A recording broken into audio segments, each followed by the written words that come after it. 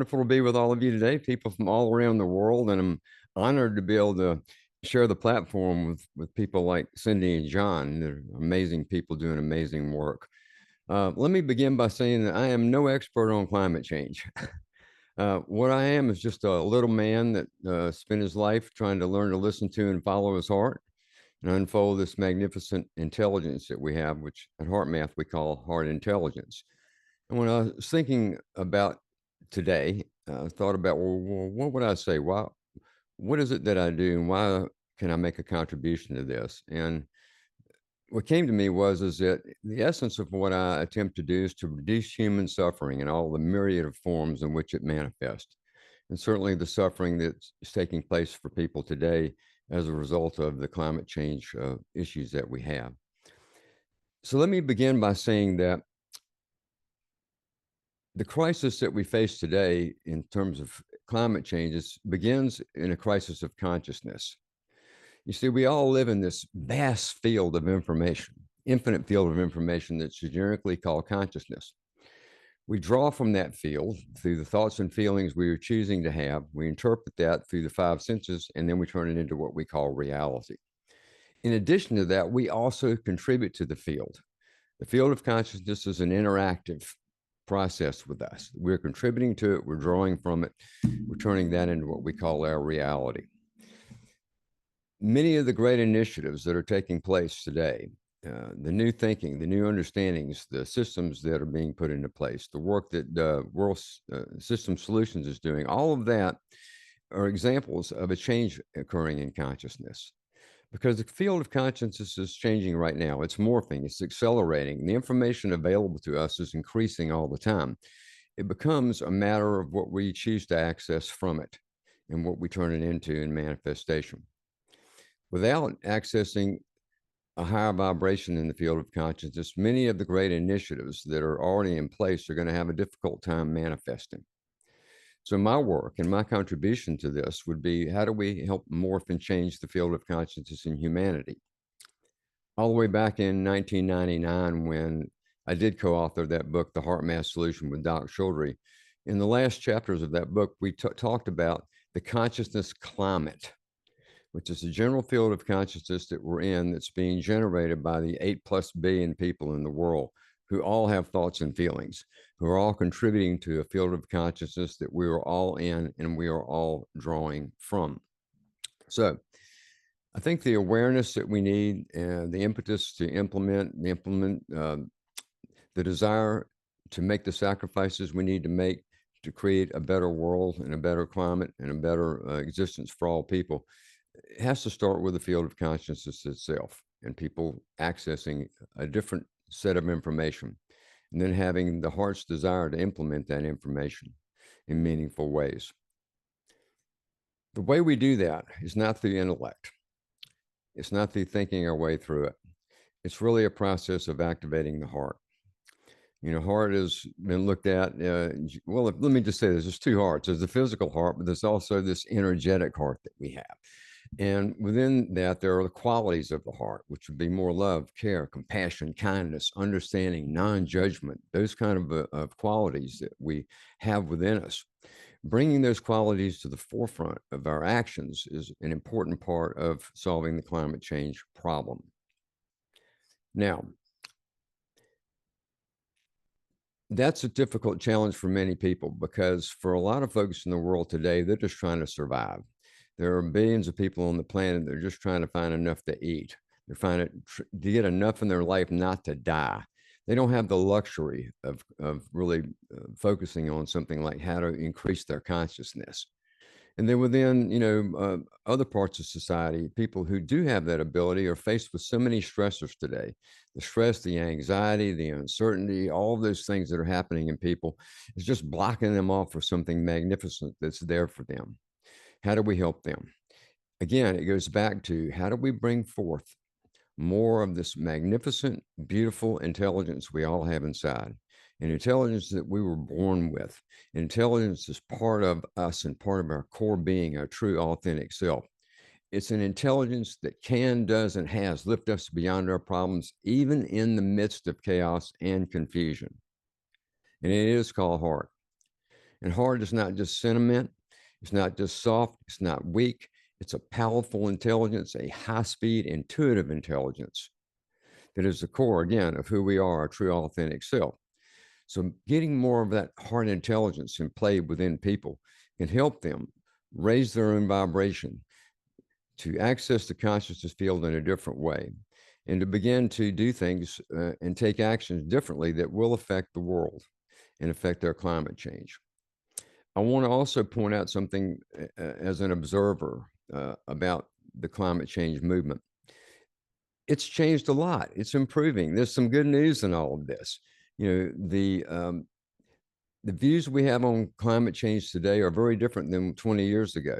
Many people are concerned about this. It's filtered down into governments making changes and declarations. It's filtered down into many actions that have been taken, and there'll be more coming.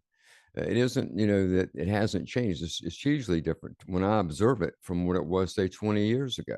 So the field of consciousness is changing, and the understanding of the need for climate change is to address climate change has certainly increased over time. An organization like World System Solutions probably didn't exist 20 years ago, but it exists today. That's a great example of the positive changes that I see and where we're heading. So I do think that, yes, there are a huge amount of problems and challenges to be dealt with. There are crisis points that we have to look at. But I want to also point out that things are moving in the right direction, that we are getting smarter and wiser as a global species, and that we're going to work this thing out. I'm very hopeful that we will. Yeah, there's going to be a lot of bumps in the road, but ultimately we're going to work this deal out between us and Mother Earth. It's going to happen, and we're on the right track with all of that. Now, there is a secret hidden in plain view of what's needed for that to happen. And it's simply this: we need to learn to get along better. First of all, we need to learn to get along better with ourselves. We need to stop the conflict within ourselves, all the self-judgment, all the doubt, all those I'm not good enough, so all those things. We have to begin to resolve some of the conflicts within ourselves and learn to get along better with ourselves. We need to get along better with each other.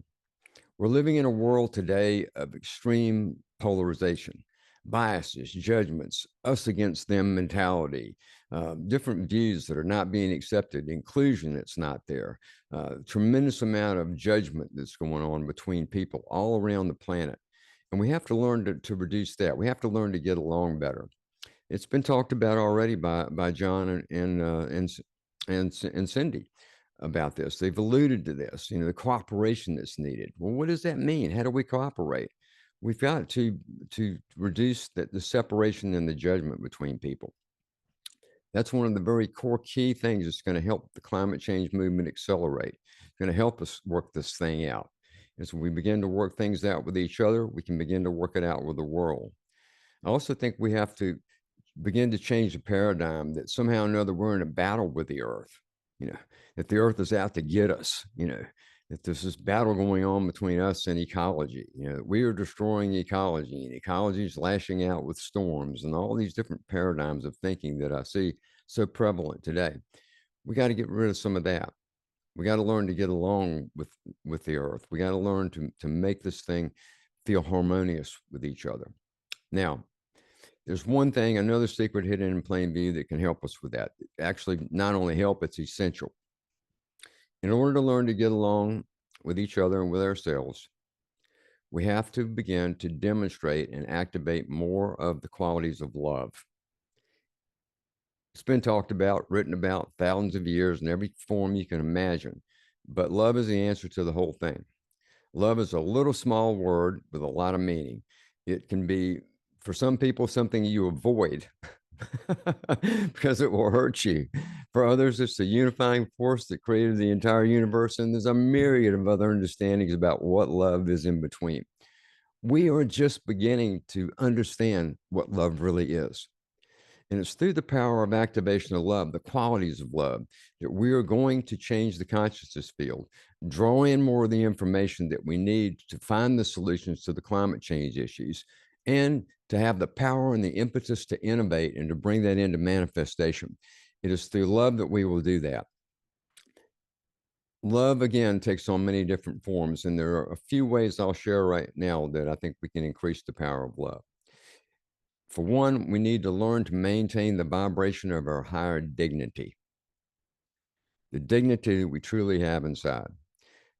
There's been a drop in the dignity vibration in our world today, and you see that through so many of the things that we're observing, the aberrant behaviors of all different kinds that we're observing right now, from a lack of a certain pristine heart quality, which is the higher dignity we have as human beings. So maintaining our own vibration of our higher dignity and feeding that into the field is certainly key. There are many ways in which we can demonstrate love, just through how we walk in the world. It doesn't have to be we hug and kiss everybody all the time.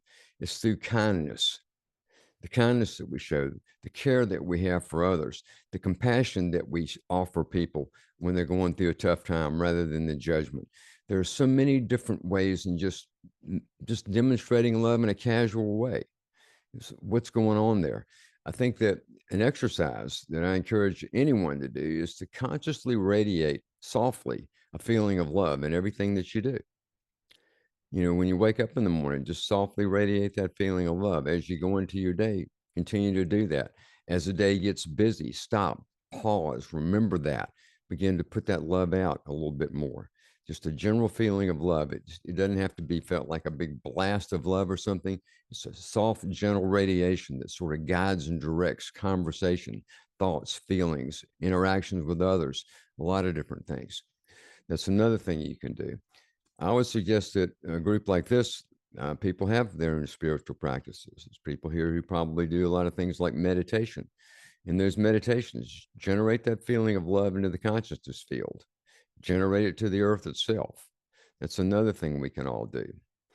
But most importantly, I would say it's about demonstrating the qualities of self compassion to begin with. People need to learn to be kinder to themselves. They need to be more compassionate to themselves. Then we all need to recognize that we're good people doing the very best we can in a quickly changing and often challenging world. And when times get tough and when we don't feel that we're doing well enough, when we begin to go into that self-judgment that I talked about earlier, to take that pause and give ourselves the gift that we deserve to have, which is the gift of making contact with our own heart and feeling the compassion that it has to offer. And as we do those simple things in our life, we are contributing to that field of consciousness that we're all drawing from. We are contributing to improving the consciousness climate. And as we do, that will filter down into the thoughts and feelings of other people. There's a lot I could talk about this morning that relates to that, that begins to show that what I just said is not just philosophical. HeartMath is an organization that we base everything that we do on scientific research. And we're doing some really cool things right now, some really cool scientific research. In my little bio, a long bio, by the way, you know, that when people read that bio, it makes me feel tired, you know, like, really, you're doing all that, you know? I decided that maybe in the future we'll just shorten the bio and make it feel a little better. But one of the things you was alluded to is the Global Coherence Initiative. Let me briefly explain what that is, and it does relate to climate change. The Earth produces energetic fields. You can think about them as Earth ecology. Those energetic fields are the geomagnetic field and the ionosphere. They surround the Earth as a protective layer. They protect us from incoming space weather, solar radiation, solar winds, cosmic rays, all of that. Without those fields around planet Earth, nothing looks the same. There's no real life here without those fields. And so they're essential to us. A lot of science has been done, and we already know that changes occur constantly in those fields. And as the fields change, it impacts human health and behavior. Well known, well documented. At HeartMath, we're doing research on that, on the fields themselves, on the effects that the fields have on us, but we're also testing a hypothesis that we, the human race, is impacting the geomagnetic field and the ionosphere through the thoughts and the feelings that we're having. It's a hypothesis. To do that, we've placed sensors around the world. We have a bunch of them. We don't need but so many, but we've got 6 or 8 of them strategically located. Very sensitive devices that are monitoring constantly changes occurring in those fields. We are watching as the fields change. We are also doing research correlating changes in the fields with human health and behavior that I mentioned earlier. We are seeing that the effects that are occurring in the fields as they relate to us are happening simultaneously in people all around the world. Now, the point of that, and I could go deeper into it, but it just gave you an overview, basic overview of it. The point of that is to say this: we are all interconnected. We're all in this together. We're all in the same field of consciousness. We're all on the same earth. We're all being influenced in very similar ways by the earth itself and by the fields produced by the earth. And we need to accept that. We need to accept that and honor that. And that begins to reduce some of that separation and those judgments and those biases and that polarization that we see in the world today. As we begin to reduce more of that, people will want to cooperate more. New solutions to climate change problems will begin to emerge. The desire to implement those changes will increase dramatically, and it will happen quicker than we think. So there's a tipping point in the problems we see in climate change. There's also a tipping point in addressing them. We are closing in closely on both. And as I said, I am excited and I'm optimistic. I see the problems. I'm concerned about the problems. I have compassion for the people that are more directly being affected by the problems of climate change. And at the same time, I know we have it within us to deal with it. I know we have it in us to make the changes that we need to make as we move forward. And I think we're going to do it. And I'm excited to say that we're on the right track and that it's people like you who are doing this hard work. I honor you for that. It's people like you and others like you around the world that are going to make the difference. And I want to honor you and support you in that process. And that's pretty much what I have to say here on this early morning in Northern California. Thank you.